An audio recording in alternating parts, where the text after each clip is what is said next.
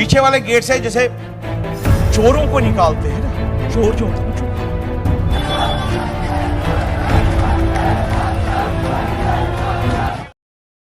Welcome दोस्तों, इस video में बात करेंगे सोशल मीडिया की वायरल खबरें। जी हां, कर्नाटका हाई कोर्ट के हिजाब मामले पर फैसले के बाद इस वक्त जिस तरीके से प्रोटेस्ट देखने को मिल रहा है, और साथ ही साथ मैं शेयर करूंगा द कश्मीरी फाइल्स पर इस वक्त भी विवाद छिड़ा हुआ है, और कश्मीरी पंडितों की जो आप बीती है, जो उन पर जो जुल्म हुआ है, वो मैं आपके साथ इस वीडियो में शेयर करना चाहूँगा। साथ ही साथ अनुपम खेर की जिस तरीके से फजीयत हो रही है, वो भी मैं शेयर करना चाहूँगा।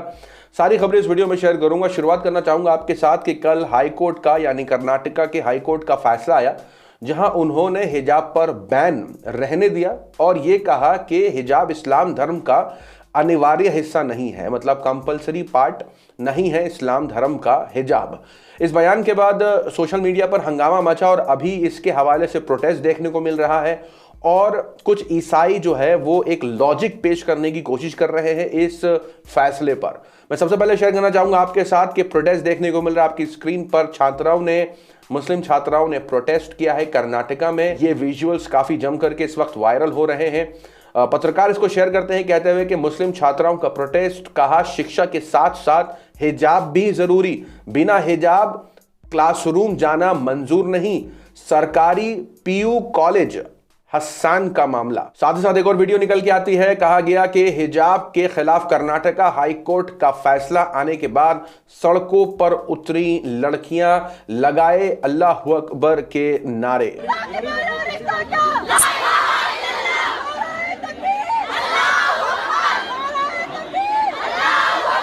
कर्नाटका हाईकोर्ट के इस फैसले के बाद कुछ लॉजिक लोग देते दिखाई दे रहे हैं आपकी स्क्रीन पर। यहां मनु सेबेस्टियन है, इन्होंने उसी वर्डिक्ट का एक logical point of view share करने की कोशिश करी कि इस हिसाब से जो कर्नाटका के हाईकोर्ट ने फैसला किया है और जो दिया है हिजाब मामले पर, उसके हिसाब से जो क्रिसमस है वो बाइबल में कहीं मेंशन ही नहीं है। मतलब जो 25 दिसंबर को क्रिश्चियन क्रिसमस मनाते हैं, उसका जिक्र बाइबल में कहीं नहीं है, और ना ही वो मैंडेटरी है, कहीं लिखा नहीं है कि उसे मनाना चाहिए, और इसकी कोई सज़ा भी नहीं है कि अगर कोई मनाए तो इस पर क्या सज़ा होगी।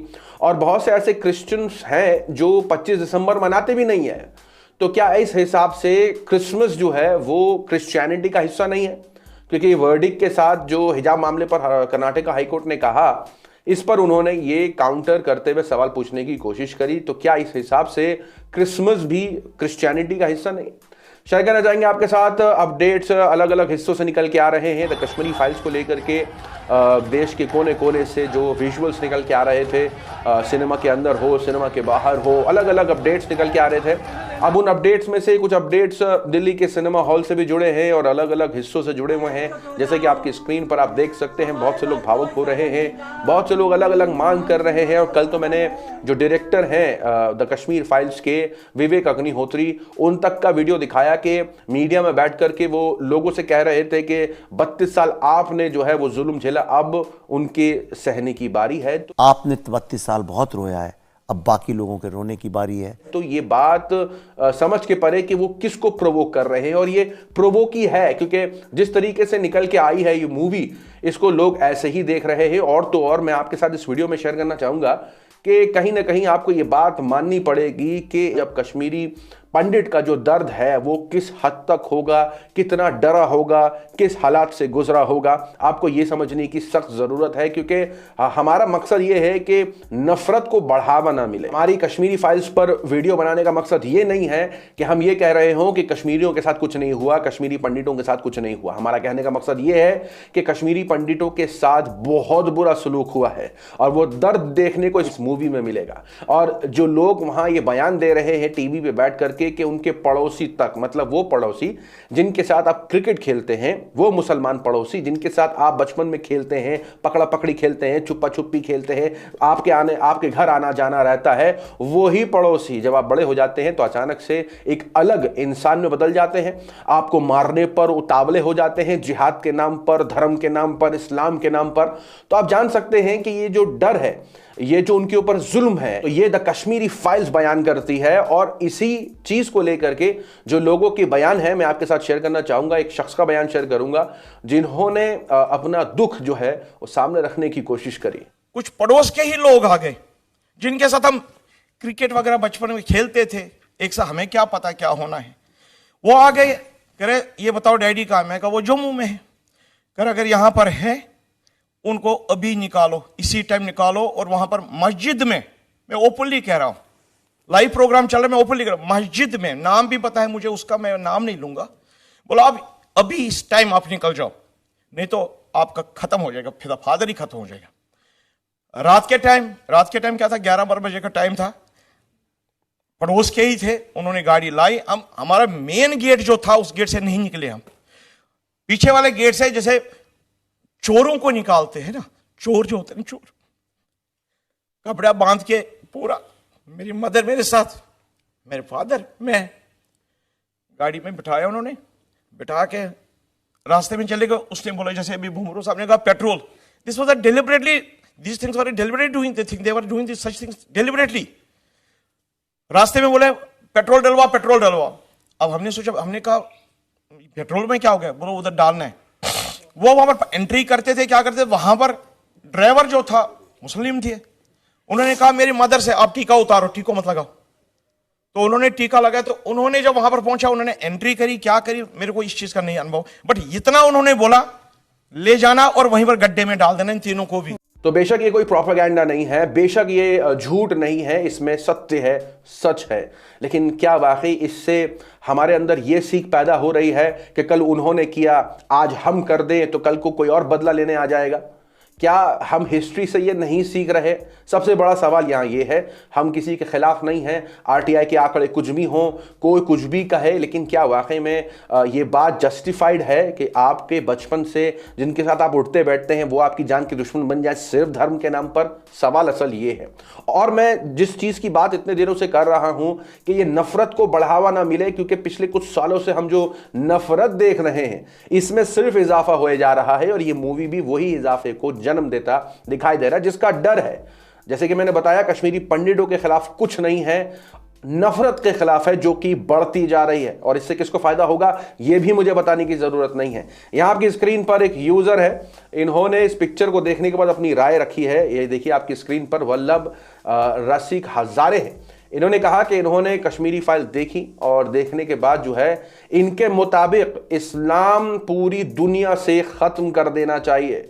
जी हाँ, ये नफरत पैदा हो रही है आपकी स्क्रीन पर। नंगा जला देंगे 2002 गोधरा जैसा, कोर्ट को रुइन करने की बात की। तो मतलब ये बात जो है ये इस हद तक नफरत है कि ऐसे ऐसे रिप्लाईज आने शुरू हो गए सोशल मीडिया पर। 2002 गोधरा याद दिला देंगे, जी हाँ, ऐसे ऐसे रिप्लाईज आने शुरू हो गए मूवीज देखने के बाद। और मैं साथ शेयर करना चाहूंगा आपके साथ कि अनुपम खेर जो इस वक्त, आप बोल सकते हैं कि आपने अनुपम खेर को किसी भी इंटरव्यू में ये बोलते नहीं सुना होगा कि मुसलमान और हिंदू दोनों पर बीती है कश्मीर में, लेकिन यही अनुपम खेर हैं जो 2013 में, 2014 से पहले यही बातें करते थे, और यही बात पत्रकार भी उनसे पूछ रहे हैं।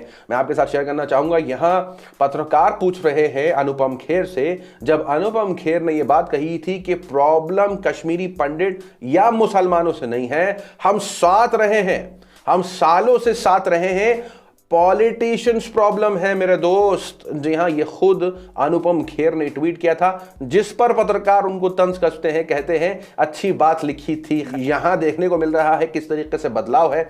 और तो और एक और रिप्लाई आपकी स्क्रीन पर कि हमें ना भूलना चाहिए, ना ही हमें माफ करना चाहिए, और यह भी नहीं भूलना चाहिए कि कश्मीरी मुसलमानों के साथ भी बुरा सलूक हुआ है जिस तरीके से कश्मीरी पंडितों के साथ हुआ है।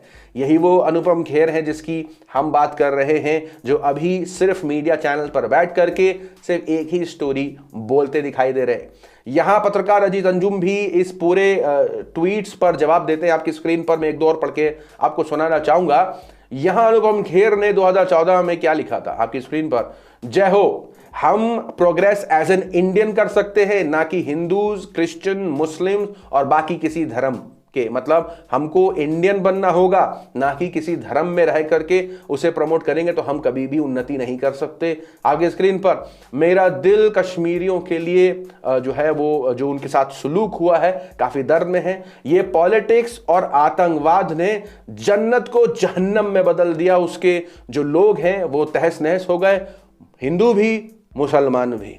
तो ये अनुपम खेर हैं जिन्होंने ऐसी राय रखने की कोशिश करी थी, जिस पर जो है पत्रकार अजीत अंजुम कहते हैं ये तो आप ही थे ना अनुपम खेर साहब, आपका ही ट्वीट है ना सर। 2014 के बाद आपका सॉफ्टवेयर और हार्डवेयर दोनों बदल दिया। मतलब यहां अनुपम खेर की कहीं ना कहीं ट्रोलिंग हो रही है और लोग ये पूछ रहे हैं कि आप उसी मीडिया में बैठ करके जहां आप इस मूवी को प्रमोट कर रहे हैं वहां सिर्फ कश्मीरी पंडितों का ही इस वक्त जिक्र क्यों कर रहे हैं, आप उनका जिक्र क्यों नहीं कर रहे कि बाकियों के साथ भी बुरा सलूक हुआ। तो कहीं ना कहीं लोगों की तरफ से इस मूवी को देखने के बाद जो गुस्सा है, जो नफरत है, उसे हम बढ़ता देख रहे हैं। और इसी का डर है और किसी बात का डर नहीं कि जो लोग हैं जिन्होंने पहले ये काम को अंजाम दिया, अब कहीं ना कहीं जिस तरीके से हमने इंटरव्यू शेयर किया कि विवेक रंजन अग्निहोत्री कह रहे हैं कि 32 साल कश्मीरी पंडितों ने सहा, अब उनकी सहने की बारी, किनकी सहने की बारी। ये जो प्रोवोकिंग बात हो रही है इसकी आशंका हो रही है, क्योंकि आए दिन ऐसे बयान जो हैं वो पहले सोशल मीडिया पर ही वायरल होते थे, फेसबुक पर ही होते थे, अब नेशनल टेलीविजन पर बैठ करके ये सब कही जा रही हैं। तो मैं आप पर छोड़ना चाहूंगा, आप कैसे देखते हैं इन सारे अपडेट्स को, अपनी राय कमेंट सेक्शन में जरूर बताएं। मिलूंगा आपसे अगली वीडियो में, तब तक के लिए अपना ख्याल रखें।